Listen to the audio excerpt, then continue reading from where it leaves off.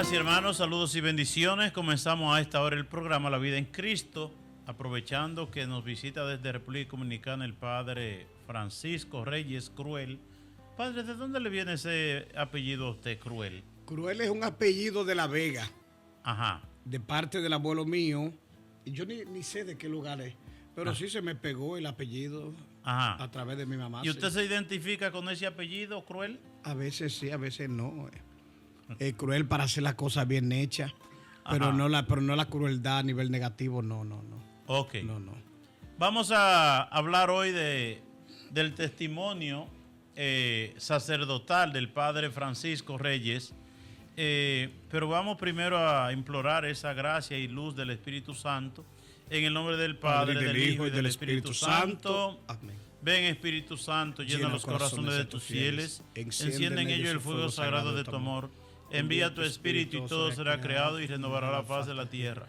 Oh Dios, que iluminaste los corazones de tus fieles con la luz del Espíritu Santo, haz que guiado por ese mismo Espíritu saboremos la dulzura del bien y gocemos siempre de su divino consuelo por Cristo nuestro Señor. Amén. Bueno, nos adentramos en el tema. Lo primero es que para ser sacerdote no hay un patrón ni una receta definitiva, ni hay un solo como camino.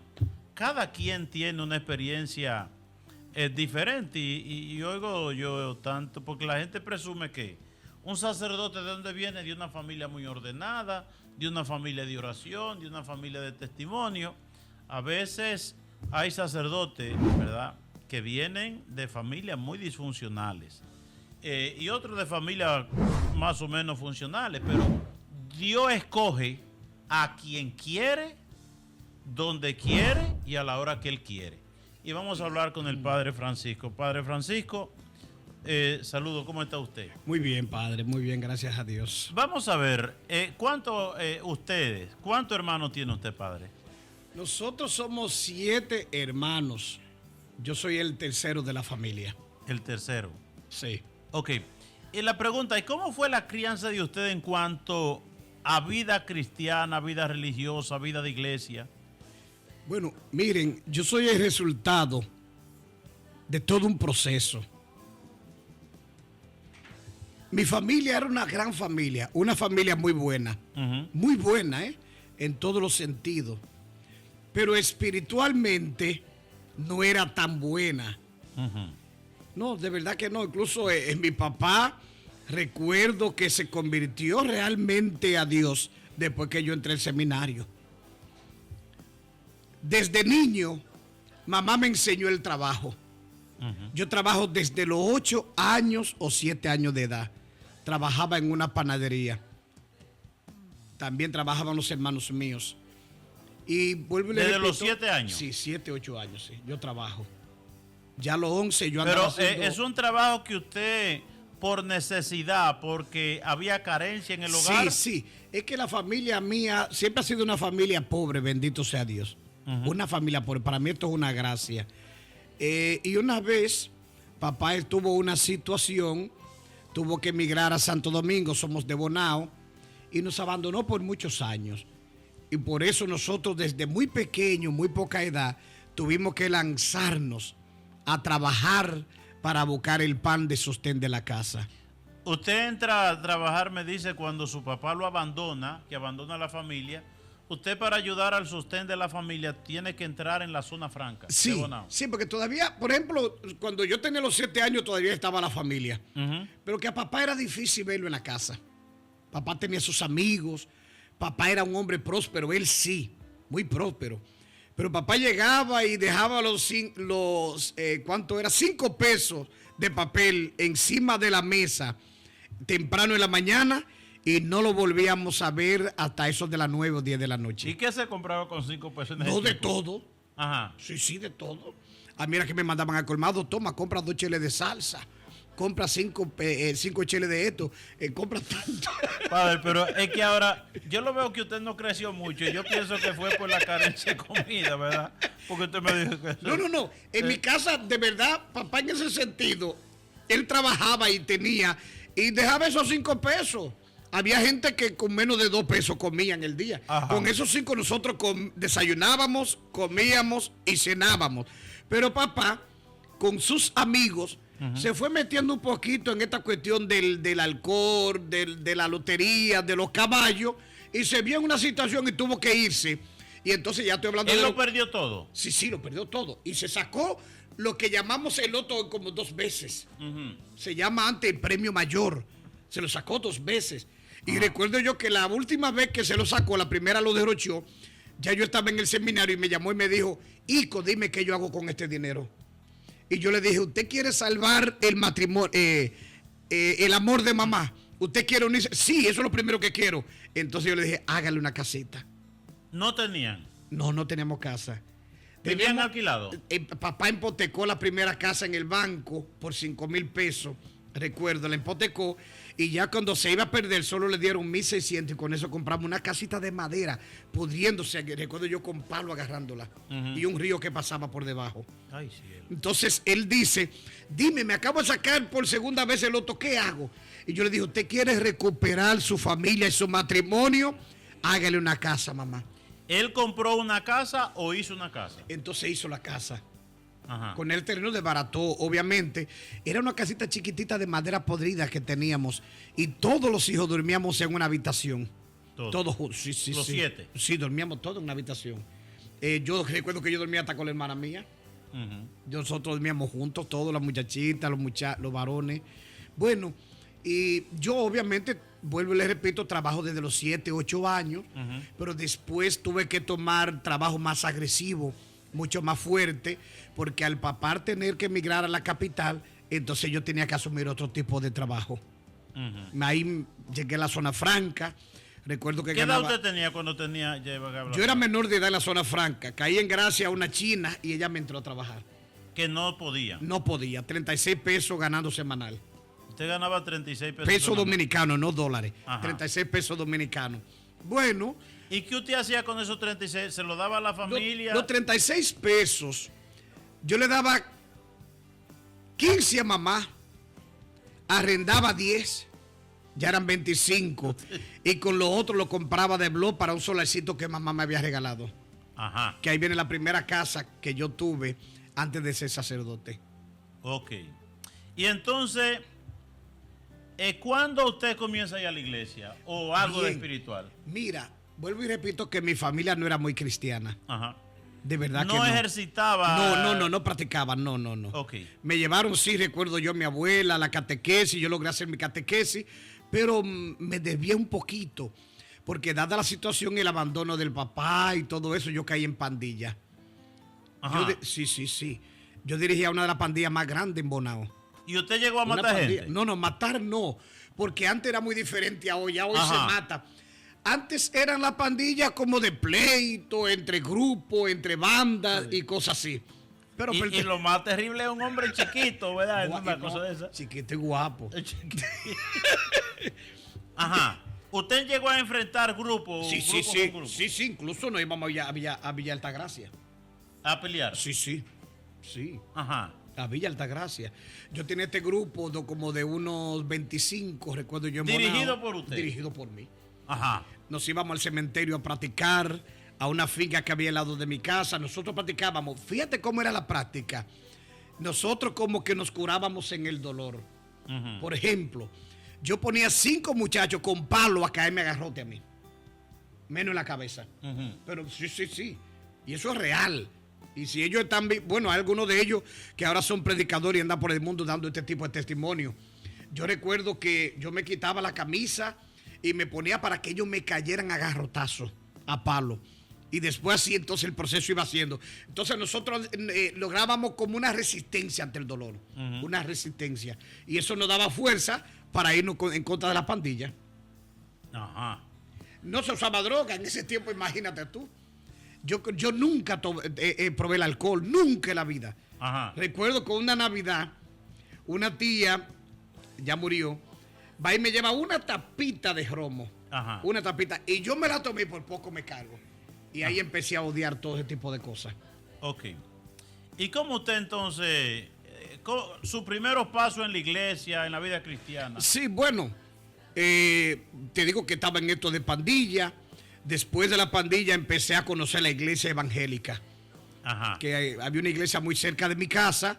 Yo era amigo del pastor. Bueno, y me hice evangélico. Ajá. Ahí duré un tiempo como evangélico. ¿Se bautizó ahí? Sí, como evangélico. Después de evangélico me metí a Testigo de Jehová. ¿A También, dónde? Testigo de Jehová. Ajá, también. Después de Testigo de Jehová me metí a los mormones. También. Que recuerdo yo que los mormones cuando me iban a bautizar, una iglesia que queda en Bonao, cerca de la parroquia de Fátima, cuando yo me metía porque me gustaba una muchacha. Ajá. Ella era mormona. Sí. Era una mormona, una americanita con una bicicletica bonita. Y ella era la que me catequizaba. Ajá. Y yo como que la muchachita me gustó y dije, me voy detrás de ella. Bueno, un proceso. Y una cosa, pero en la iglesia evangélica y en la otra donde usted estaba, cuando usted se fue, no le cayeron atrás. Se sabe, sí, te buscan. Te Ajá. buscan, ellos te caen atrás. No te abandonan así por así. Entonces... ¿Y qué usted le dijo? ¿Vuelvo después? No, que me iba para otro lugar. Ajá. Entonces ahí, vuelvo y te repito, cuando me iban a bautizar, recuerdo yo, en los mormones, yo estoy buscando a la muchacha y no la encuentro. Ujú. Y yo pregunto, ¿y dónde está fulana de tal? Que ya se fue para Nueva York. Y dije, pues yo me voy también y me desaparecí. Sí. ¿No es se verdad. bautizó? No, ¿cómo me bautizó? Ah, bueno. Andaba detrás. Fíjate, después de ahí, eran tiempos que yo iba durando, porque en el fondo también yo estaba buscando de Dios. Estaba intentando buscar de Dios. Y era un muchachito. Después de ahí, con un amigo mío que ya murió, llamado el doctor, usted le conoció, duramos 5 años en un movimiento gnóstico. Bueno, pasé también Un movimiento gnóstico de conocimiento, de estudio. Exacto. Pero con La gnosis. La gnosis. Tenía una dimensión religiosa. No creo que fuera tan religiosa, tú sabes, porque eran prácticas como cuerpo atrae, unos ejercicios que tú hacías donde tu alma se podía desprender de tu cuerpo. Tú tenías una serie de experiencias. Son cosas Una serie como de experiencias. esas cosas orientales. Sí, esas. Ok. Son cosas misteriosas. Ok. ¿Cómo entonces me llega a mí esto de ser sacerdote? Bueno, ¿Dónde le nació la idea? fíjate, después que yo anduve todo este espacio, Es decir, cuando usted vio que la muchacha no estaba, que no se quiso bautizar, yo me fui. ¿usted se fue? ¿Y para dónde se yo fue? me fui de ahí? Mormon para los gnósticos. Ok. Exactamente, ahí duré 5 años con la gnosis. Después de ahí yo seguía creciendo un poquito hasta donde crecí. Creciendo fui, pero en no edad, fui- no en edad. Ah. Yo lo veo del mismo tamaño que hace 40. Ok. ¿Y entonces? ¿De hace cuánto? Ok. No, después de ahí, de todo ese proceso de pandilla, de haber probado tantas religiones, de movimiento gnóstico, yo me dediqué a trabajar. Bueno, por eso, porque tenía que irme a Villa Altagracia a trabajar, construcción, para mantener entonces la ¿usted familia. trabajó construcción también? Sí. ¿Qué? Poner blog y esa cosa. ¿Qué usted sabe de construcción? ¿Qué se hace en construcción? Bueno, todo eso. Todos Sí, usted lo no, sabe. de todo. ¿Usted hace una casa y usted solo? Óyeme, yo he hecho casa solo. Ajá. Llegué a hacer casa, yo elaboro, llegué a elaborar plano, llegué a elaborar casas de 2 niveles y todo eso. Ujú. Lo cierto es, no, la vida no es fácil y a veces la gente cree que sí. Pero cuando tú estás solo en el mundo y tú sientes como la responsabilidad de una familia, en este caso tu mamá, tus hermanas, tú tienes entonces que sacar fuerza. Tienes que buscar la manera. Yo abandoné los estudios, me fui para Villa Altagracia a trabajar construcción, 5 pesos diarios, 5 pesos dominicanos, recuerdo yo. Primero me pagaban 3, luego 5. Después de ahí me regresé a mi casa.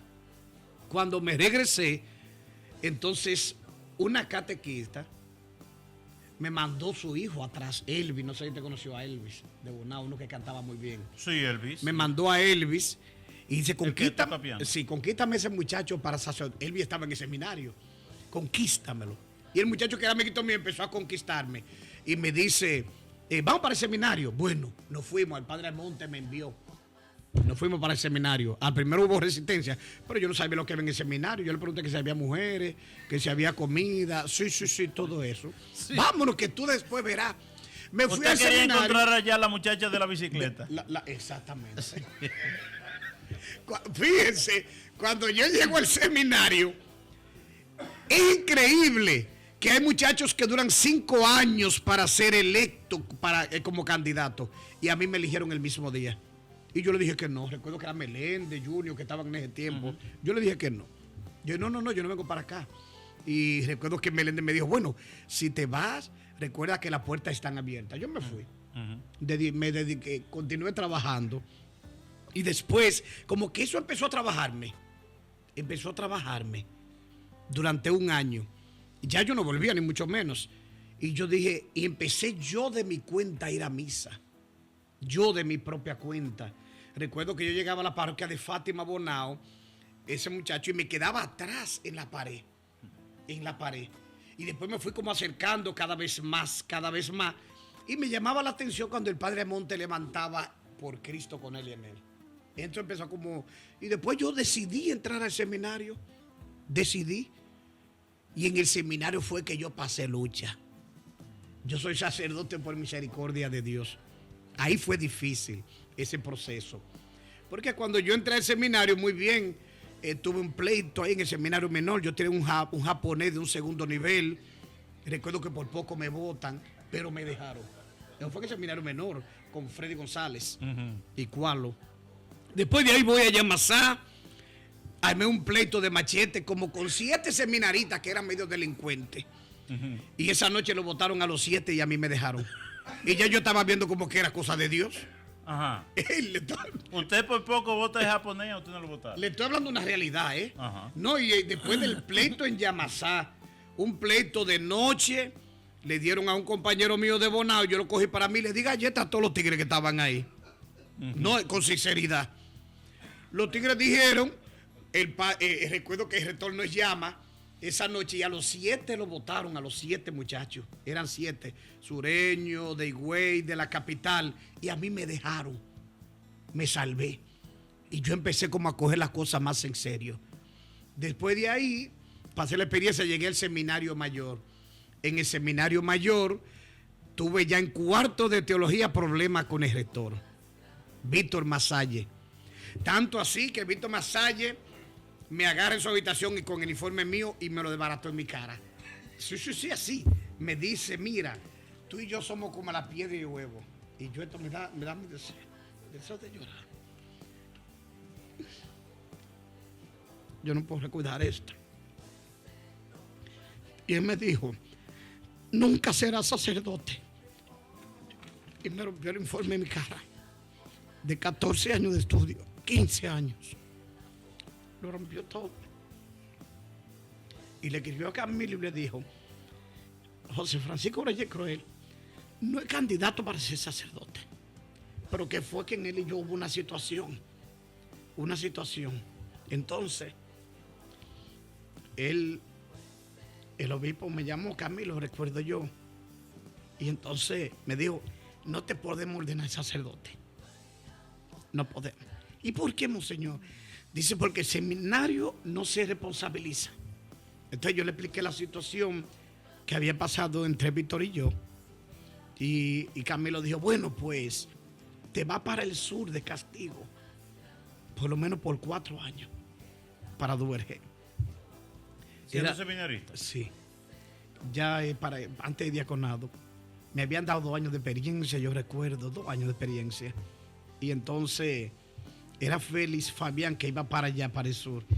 Y Félix Fabián me dijo, te llevó el diablo. Tú vas a comer piedra para allá.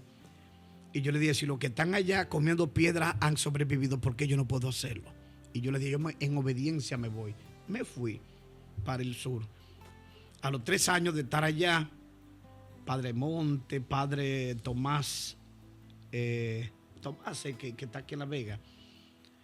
Y después, como a los 3 años, el obispo de allá escribe una carta a Camilo diciéndole, todo lo que han dicho de Padre Kiko era totalmente negativo. Kiko es todo lo contrario a lo que dicen. Y Camilo ahí me llamó y me dijo, ven. Me llamó a su casa, la que están reparando. Y me dice Camilo, mira, ya te vamos a ordenar, va para el diaconado, ya serás sacerdote. Y yo feliz, porque ya sí yo quería ser sacerdote, ya quería hacerlo. Entonces, bueno, dice, me dieron buena recomendación, Monseñor Felipe, pero muy bien. Yo fui para mi casa porque ya me estaban preparando para, vuelve Camilo y me llama, no puede, ya te tenemos que cancelar de nuevo. Y digo, ¿por qué, monseñor? Dice, porque llamó una muchacha del sur que está embarazada de ti. Sí. Digo, bueno, monseñor, si es verdad que está embarazada, entonces búsquela que yo me voy a casar con ella. Yo le dije, yo no creo, y escúcheme la palabra, que usted sea tan tonto, que por una simple llamada que le hagan a usted quiera detener mi ordenación. Usted tiene gente, mande a estudiar el caso, a ver si es verdad. Mándelo a estudiar y que se sepa la verdad. Y si es verdad, yo le renuncio a todo aquí mismo. Y ahí Camilo me dijo, pues tú tienes que escribir una carta a mano. Y esa carta todavía existe. Y me dice, tienes que escribir una carta a mano, porque si no es así no te puedo ordenar. Escribí mi carta diciendo que yo realmente no tenía esa situación. La escribí, entonces me dio tiempo. Ahí en ese proceso tuvo que ver Freddy González, el padre Freddy González tuvo que ver con eso, de que me detuvieran y todo eso. Y la información supuestamente fue que la recibió, que confesó a una persona por teléfono de allá de Duvergé. Bueno, y todo eso pasó. Entonces me dice, bueno, ya cuando se descubrió todo, dice, no, Kiko, es verdad, será sacerdote, será diácono. Entonces me hicieron diácono, continué trabajando en el sur, porque ya me tiré como 4 o 5 años entre seminarista, diaconado y el primer año de sacerdocio. Ya finalmente, entonces me dijo, ya serás sacerdote. Muy bien, y yo contento. Cuando me ordenaron sacerdote, yo feliz. Y ahí, bueno, del sur me mandaron con experiencia contigo 5 años, con el padre Silvio, a quien le agradezco mucho. Toda la base de mi sacerdocio, de lo que yo soy, yo se lo agradezco a Silvio porque él se fajó conmigo. El sacerdote tiene que permitir que el otro se faje contigo. Dale la oportunidad que el otro te ayude. Tú sabes, más de la situación que tú vienes, de donde tú vienes. Bueno, después de los 5 años de padre Silvio, me mandaron, Silvio confió en mí y me mandó a un lugar donde yo fracasé. Sí, a los 3 meses me devolvieron para atrás. Fue a pelear con una monja. Yo peleé con todo el mundo, con la monja, con el síndico, con todo el mundazo. Él revivió allá en Cebicos en los tiempos de la pandilla. Pero es que Sí. este hombre es loco. Sí, bueno, pero nada, todo eso fue un proceso. Me lo regresaron a mí y yo me sentí feliz porque... Pero fue un proceso, de ahí yo estuve con Silvio. Después donde Silvio, Camilo quería traerme a mí como una bola de billar. Vete para Tenares, vete, yo celebraba en todas partes. Y entonces yo un día que sembré a Camilo, lo senté y le digo, Camilo, mira, ya yo soy un sacerdote con tantos años, yo necesito estabilidad. Y para usted es fácil tenerme a mí inestable cuando usted tiene estabilidad. Y yo necesito estabilidad. Y usted me tiene a mí como una bola de billar. Y vete para Salcedo, y vete para Tenares, y vete para La Suba, y tate aquí. Era así que me tenía como un muchachito mandado. Hasta ese día que yo me le planté. Y se puso guapo conmigo como 2 meses sin hablar conmigo. Le dije, bueno, porque me hable cuando quiera, pero a mí no me va a tener como una bola de billar. Bueno, todo eso se salvó, se susanó. Y fíjate, después de ahí la iglesia me ha dado la oportunidad, Dios me ha dado la oportunidad de ir creciendo. Y creo que como sacerdote he crecido bastante. Y sobre todo le agradezco la experiencia que tuve aquí en los Estados Unidos. Fue lo como que me coronó. Que casualmente venía aquí a los Estados Unidos fue gracias al padre Silvio. También. Que me tenían en el aire, ¿se acuerdan? A mí me tenían como sacerdote, pero sin nada asignado en parte. Me dejaron así suelto. Y Silvio llama. Y que padre Kiko, ¿usted cree? Porque aquí no puede. Sí, pues llévatelo. Querían salir de mí. Entonces me trajeron acá en San Silvestre, a quien yo agradezco y amo como a nadie. San Silvestre. Para mí, aquí es San Silvestre. De verdad que sí. Fíjate que duré más en Los Dolores, pero San Silvestre fue que me acogió. Y eso yo lo agradezco. De manera, padre Silvio y ustedes, hermanos, yo soy fruto de ese proceso. Y como sacerdote me siento feliz. Después que yo me hice sacerdote, entonces papá se quiso casar con mamá y hicieron su matrimonio. Como que las cosas fueron cambiando. La hoja fue dando otro giro. Y yo en todo esto he visto que la mano de Dios y de María Santísima, quien se agarra de Dios no se cae. Te puede pasar muchas cosas menos el fracaso. Y entonces yo contento como sacerdote, padre, contento, que le digo hoy a ustedes y al mundo entero que si volviera a nacer y desde el vientre pudiera elegir de nuevo, elegiría ser sacerdote. De verdad que sí. Orgullosamente sacerdote. Feliz. Una de las cosas, ¿verdad? El padre Kiko tuvo 5 años conmigo en Villa Tapia. De los sacerdotes que yo he visto más desprendido, quizá el joven más desprendido que yo he visto es, porque él no tiene ni zapatos, ni pantalones, ni camisa, él tiene la que tiene y otra, ¿verdad? Y entonces, si tú entras a la habitación de Kiko, no hay nada, ¿verdad? No tiene nada, ¿verdad? ¿A qué usted aspira, padre, como a nivel material? ¿Qué usted desearía como tener de este mundo? Es que no. Yo después que yo me enamoré de Dios, de Jesús, ya para mí, como decía Pablo y otros apóstoles, ya esto sobra. Ya esto sobra. O sea, humanamente en mí no hay aspiraciones. Usted sabe que yo le dije de la casita que yo hice, antes de ser sacerdote. Mamá me regaló un solar, trabajando en la zona franca, yo empecé a construir. En estos días, no hace mucho, teniendo la casa, yo le dije al padre Cristóbal Belén de la diócesis, padre, yo voy a vender la casita para dársela a los pobres. Yo lo dije de verdad, para dársela a los pobres. Y él me dijo, no, Kiko, cuidado, eso es lo único que tiene, consérvalo, que si ahorita te ven en una situación, pues ahí tiene algo para echar mano. Y por eso yo me quedé con esa casita. De manera que yo no tengo de verdad, a mí pueden ofrecerme el mundo ahora mismo, y yo le digo que no, con sinceridad. Usted lo sabe, que a mí una señora aquí que fue liberada de un espíritu, un demonio y una que sé yo qué, y cuando esa mujer se sanó, quería gratificarme de tal manera que me dijo, padre, dígame lo que usted necesita, ofreciéndome 25, 30 mil dólares. Yo le dije, lo único que necesito es que ore por mí. No quiero dinero de usted. De nadie, es que no. A mí no me hace falta nada. Padre, la influencia suya en su papá y su mamá, bueno, ya sabemos, se casaron por la iglesia y murieron en estado de gracia, murieron los dos. Sí, él mismo ya su vida era el Santo Rosario, porque él se enfermó y yo siempre le decía al Señor, no lo pare nunca de la cama, porque cuando él se enfermó cogió el rosario.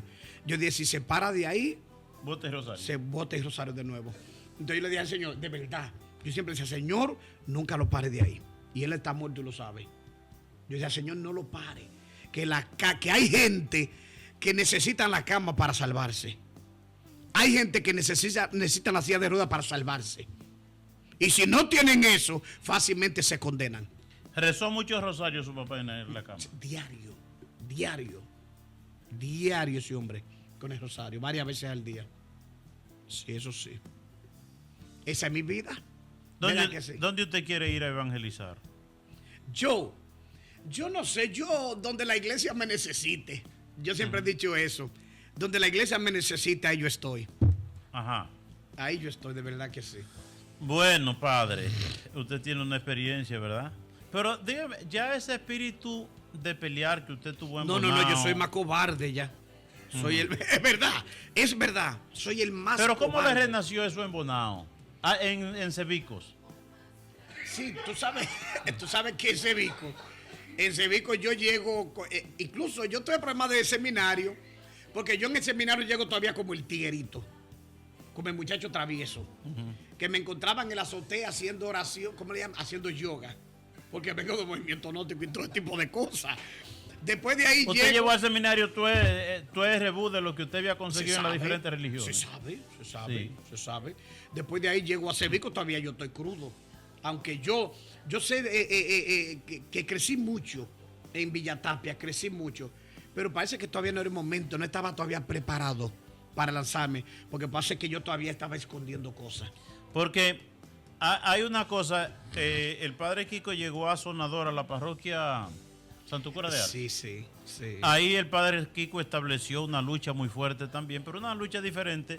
Ese es el centro, ¿verdad? Donde está la Universidad de los Adventistas.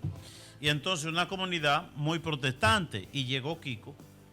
Y decían los pastores y esa gente, pero ¿y qué sacerdote el diablo que ha llegado aquí que nos está quitando la gente? Porque se fueron mucha gente. Muchísima, y se casaron por la iglesia.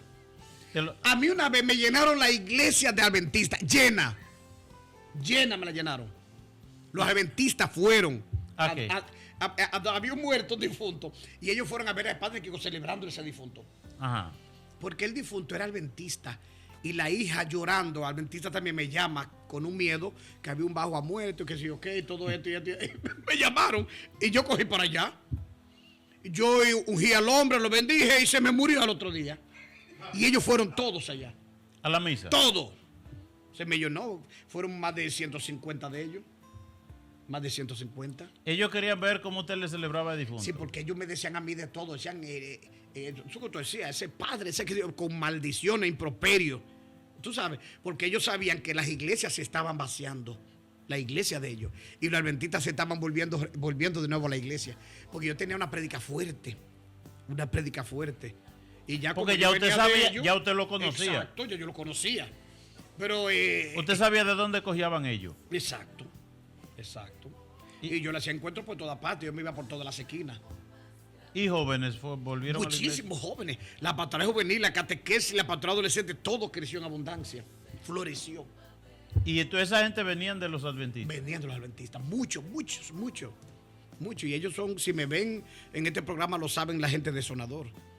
Pero la iglesia empezó a crecer. Empezó a florecer, porque todos aquellos que se habían ido de contento ahora quieren regresar contentos de nuevo, y estaban regresando, se casaban, se bautizaban. Yo recuerdo que una vez muchos de ellos que eran grandes, como 40 de ellos, yo le di una catequesis y después lo bauticé en una piscina en el patio. Sí. ¿Usted hizo una piscina para sí. Eso? Una piscina de No, una piscina, tú sabes, de esas que son plásticas. Sí, de plástica, sí. Plástica. Y en cuanto al trabajo suyo a nivel familiar, es decir, porque usted viene de una familia que, bueno, sus altas y sus bajas, la pastoral familiar en la vida pastoral suya. Sí, para mí incluso, y no es porque yo esté en esta parroquia Espíritu Santo, pero la pastoral juvenil familiar allá, que le dirige el diácono Jesús, es una de las mejores pastorales familiares de la diócesis, de La Vega. Usted tiene gente fuerte ahí trabajando. Sí, no, hay buenos equipos, hay muy buenos equipos. Y yo me he dedicado también, porque tú tienes que consagrarte. Si tú no te consagras a un trabajo con una de las pastorales de la parroquia, la gente tampoco se consagra. La gente va por donde va el sacerdote.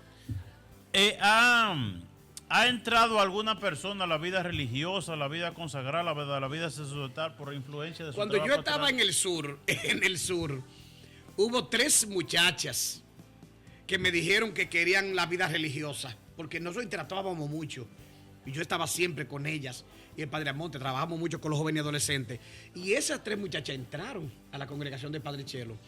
2 salieron, una está aquí en los Estados Unidos, Eliana Candelier, otra se quedó, y las 2 profesionales, hay otra profesional en el sur, y la otra quedó. Esa es la madre superiora de la congregación de Padre Chelo. En la influencia, ¿ha tenido usted alguna influencia en ese grupo de jóvenes que eran de la pandilla suya? Sí, yo me encontré incluso con algunos de ellos. Porque ya después, cuando ya yo estaba en el seminario, que me daban mi mes de vacación, yo formé un grupo de oración en mi comunidad. Y todos esos tigres iban y se arrodillaban todos, porque yo los llamaba. Todavía había un respeto. Inmediatamente yo los llamaba, todos esos 17, 20, 25, yo iban y hasta de rodillas se quedaban ahí. ¿Usted supo de algunos que terminó mal en esa pandilla? Sí, muchos de ellos los mataron, la policía los mató.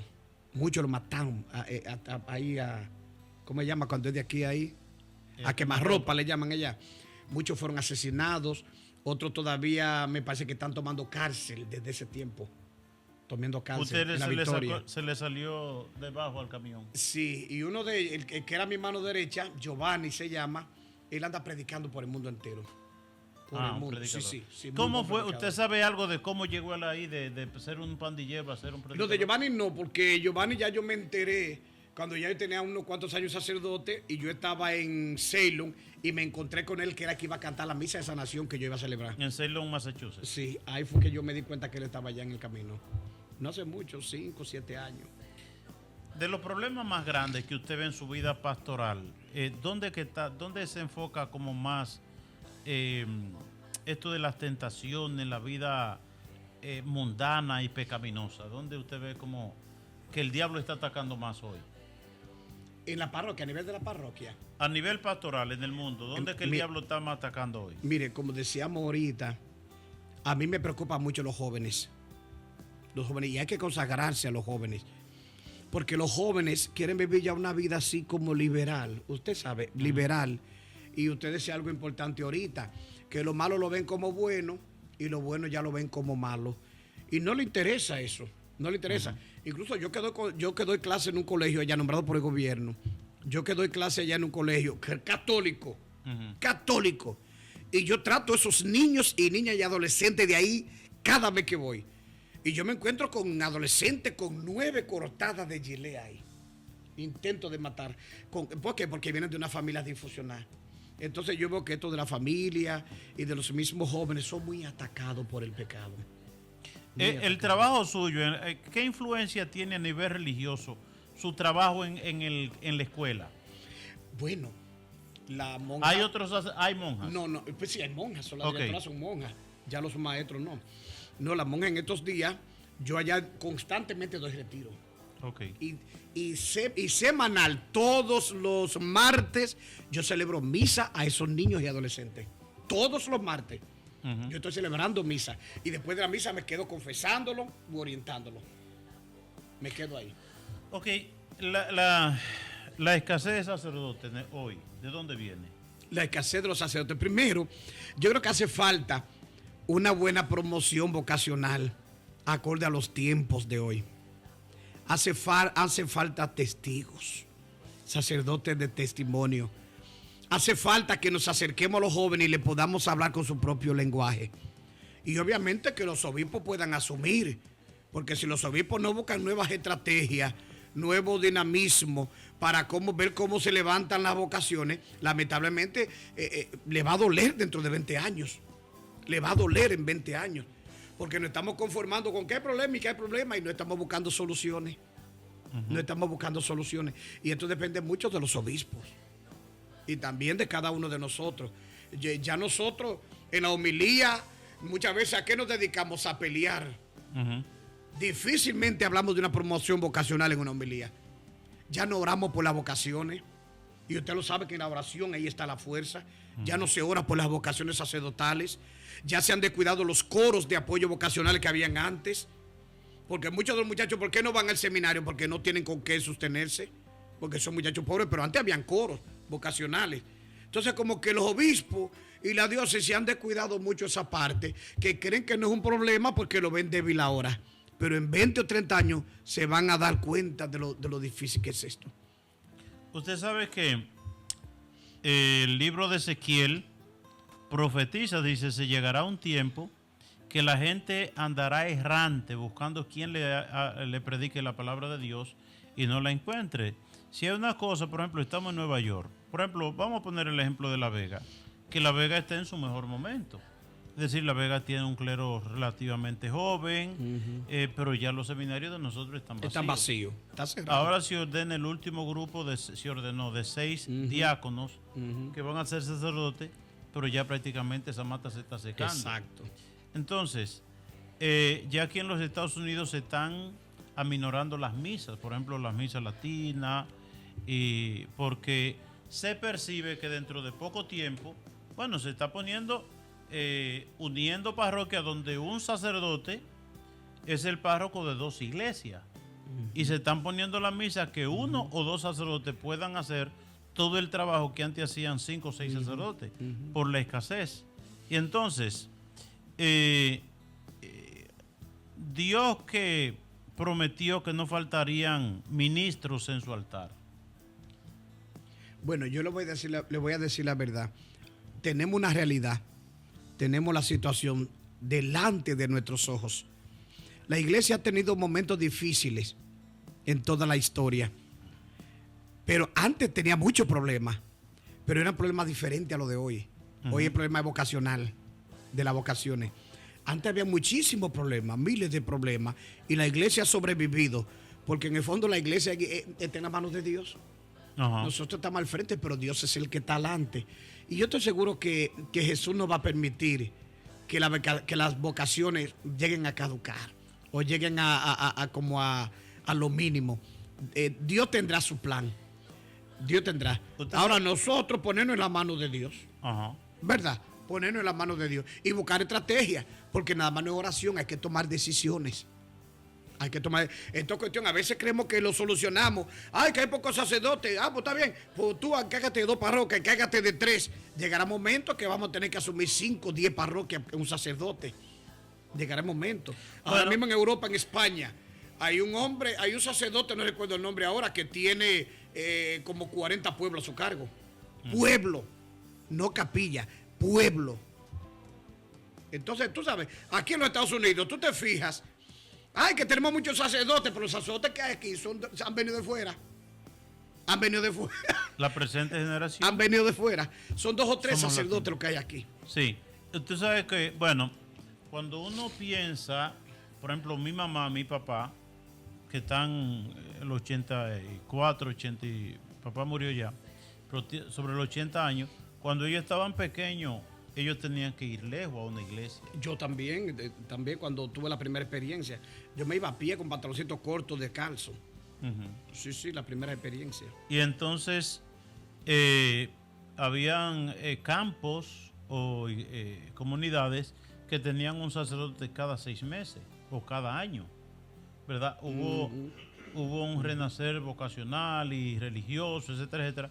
Eso trajo mucha vocación. Incluso, yo pienso, cuando yo iba a entrar al seminario, yo tuve una preocupación. Yo dije, pero a lo mejor yo mejor no ni entrar al seminario, porque con los sacerdotes que hay, y cuando los que están en el seminario se hagan sacerdotes, ¿qué voy yo a hacer como sacerdote? Yo entendí que yo no iba a tener trabajo, que no iba a encontrar campo como de trabajo. De tantos sacerdotes. Sin embargo, la experiencia nos dice a nosotros que hay una escasez, ¿verdad? Incluso uno piensa pueblos como Bolivia, ¿verdad? En el extremo sur de Sudamérica, que yo le pregunté a un sacerdote si había en abundancia, dice no, en el seminario tenemos uno que se va a ordenar y yo no hay ni una vocación más. Ahora, vuelvo y repito, cuando uno ve, por ejemplo, el principio del siglo XI, San Bernardo de Claraval, que fue el promotor de la renovación monástica en ese tiempo, que cuando él fue para entrar, ya siendo sacerdote, quiere ser monje, siendo muy joven, se sorprendió el abad y le dice, ay, pero qué bueno que usted siendo joven viene a entrar al seminario, viene a entrar al convento como monje. Y le dijo, pero ¿por qué? Él se extrañó de eso y dijo, ¿por qué? Dice, porque los que estamos somos todos viejos, no hay jóvenes. Y él dice, pues deme permiso, y se fue a su casa a predicarle a su familia, que eran 5 hermanos y una hermana que ya estaba casada. Y entonces él le habló a los hermanos de que se fueran para el seminario, y eran gente muy próspera, con mucha tierra, mucha agricultura. Y entonces, ¿cómo tú vienes a proponernos eso cuando tenemos tanto trabajo? Y él le dio un discurso de la ganancia de servir a Dios. Dice, mire, ustedes se pasan la vida entera trabajando en esta finca, en el conuco, y al final se muere y todo se queda. Sin embargo, van a trabajar en la finca de Dios para que hayan hombres que se santifiquen, y entonces cuando usted se muere, usted va a encontrar un tesoro en el reino de los cielos. Es decir, usted va a trabajar para Dios, para algo que nunca se acaba. Trabaja en la tierra, todo se acaba. Trabaja para Dios, nunca se acaba lo que usted hace. Y entonces cuando terminó, decidieron todo irse al seminario. Y él le dijo al más pequeño, quédate para que atienda la tierra. Y él le dijo, y mientras ustedes se van a trabajar para ganarse el cielo, yo me voy a quedar aquí trabajando para ganarme la tierra. No, yo me voy con ustedes. Y a los pocos días se le apareció su papá, que era viudo. A los pocos días se le apareció su cuñado, el esposo de la hermana, y la hermana se fue de religioso. Aparte de Santa Clara, que arrastró al convento 2 hermanas y su madre, San Bernardo es un caso excepcional que arrastró toda, y no solamente toda su familia, sino que se dedicó a hacer una campaña vocacional, y donde llegaba, que evangelizaba, pues hombres que tenían muchachos que tenían sus novias, la dejaban y se iban al convento, de tal manera que llegó un momento que las muchachas que tenían sus novios no permitían que escuchara a San Bernardo, porque ella pensaba que lo iban a dejar. Es decir, un solo hombre en el siglo XI revivió la vida no monástica de toda Europa y la vida religiosa que estaba en decadencia. Quizás hoy hace falta un San Bernardo. Pensemos nosotros Santo Cura de Ars, Juan María Vianney, siglo XIX en Francia, ¿verdad? Que este hombre brutísimo, que era bruto por naturaleza a nivel intelectual, pero él que vence, ¿verdad?, la táctica de la Revolución Francesa que intentaba destruir todo lo religioso en toda Europa. Es decir, vienen momentos, en estos momentos de dificultades, Dios mueve a grandes figuras, pues que mueven el corazón de tantos jóvenes para que renueven la iglesia. Padre, entonces, ¿qué usted le dice a los jóvenes de hoy? Que estos jóvenes que usted le habla del seminario de la vida religiosa y es como si le mencionara el diablo a la cruz. No, primero que no tengan miedo. Lo dijo Jesús, lo dijo el Papa San Juan Pablo II, se repite hoy por toda parte. Lo dice la palabra de Dios, que no tengan miedo a tener esta aventura, este encuentro con Jesús, a decidirse. Que si tú sientes alguna chispa, por pequeña que sea, si hay una chispa, eso es necesario. Por pequeña que sea, por pequeña la chispa. No tiene que ser un fuego grande y devorador. Que no tengas miedo y te decidas. El mundo te da muchas ofertas, el bullicio del mundo de hoy. Sin embargo, si Dios te está llamando, hazle caso. Brevemente, así, 30 segundos. Había una señora con una familia preciosa en Bonao. Preciosa la familia. Un buen esposo, buenos hijos. Y un día yo llego de noche a su casa, la encuentro llorando en la galería. Y le digo, ¿por qué tú lloras? Dice, padre, porque yo toda la vida quise ser monja. Toda la vida. Pero tú tienes muchos hijos, hermosos, profesionales, buena casa. Sí, pero no soy feliz. Entonces, ¿tú quieres ser feliz? Escucha la voz de Dios. No tengas miedo y decídete. Y que hay algo también que hoy la gente, presiones que la gente, el diablo pone en la boca de alguno y la gente lo repite como papagayo. Para tú servir a Dios no tiene que ser sacerdote, no tiene que ser religiosa. Donde quiera se sirve a Dios. Y eso es mentira. Tú sirve a Dios donde Dios te ponga. Y tú eres feliz donde Dios te ponga. Yo tengo 5 hermanos casados por la iglesia, 2 hermanas y 3 hermanos. Son los 5 casados por la iglesia y muy bien y tienen su vida. Y yo lo admiro a ellos, pero no lo envidio. Yo le digo, ustedes cogían buen camino, pero yo escogí lo mejor. Y yo digo, si vuelvo a nacer, vuelvo a ser sacerdote, ¿verdad? Es decir, ¿por qué? Porque el mejor camino es el camino que te ofrece Dios. Y yo sé que hay muchos jóvenes que tienen la vocación sacerdotal y no se atreven. No tengan miedo. 3 palabras final. Oren, oren, oren y escucharán claro la voz de Dios. Y que por intercesión de la Santísima Virgen María y todos los santos, el Señor les colme de sus bendiciones. En el nombre del Padre, del Hijo y del Espíritu Santo. Amén.